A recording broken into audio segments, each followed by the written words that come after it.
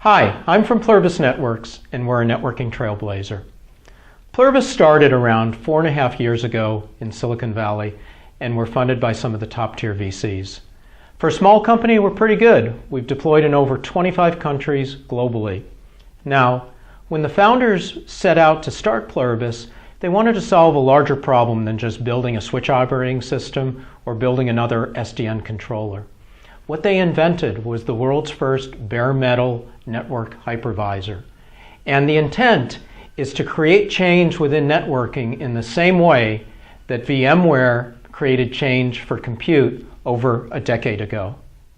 There's two key things that we've built. One is the NetVisor, network hypervisor. It's a networking operating system. And two, the various hardware platforms that we run NetVisor on. Now, what is NetVisor? Well, that, as I said, is our core intellectual property.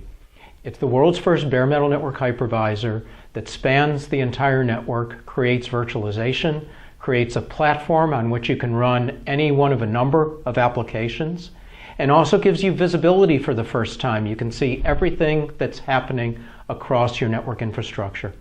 Some people use the term hyperconvergence within the rack to talk about the convergence of storage and compute as an example. Well, for the very first time, we've extended this concept of hyperconvergence beyond the rack. Now, we run the network hypervisor, the NetVisor, on a number of different types of hardware platforms. Some, such as our F64 network computing appliance, we spec ourselves. We're running it on our partner Supermicro microblade chassis. And in the future, you're going to see us announcing OCP compliant support for our NetVisor.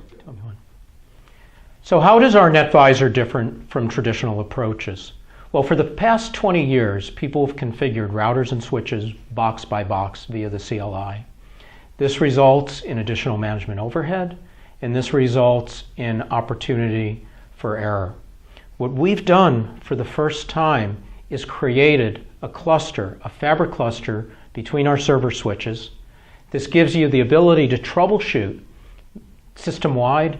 This gives you visibility into what's happening to the fabric across each and every node from a single point of management.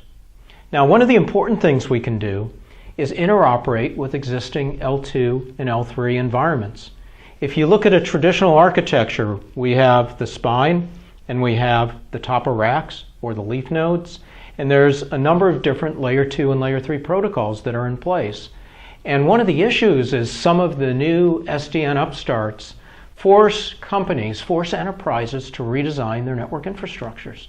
They don't have the requisite layer 2 support, such as active-active VLAG. They don't have the layer 3 support, such as VRRP or BGP or PIM. And these are things that are required to be able to effectively go into not only a greenfield environment, which a number of SDN companies think they're playing in, but also brownfield environments where you have to interoperate with a Cisco or a Juniper or an HP or a Brocade. This is one of the key things that we've done differently as Pluribus Networks, and this is why we're a networking trailblazer.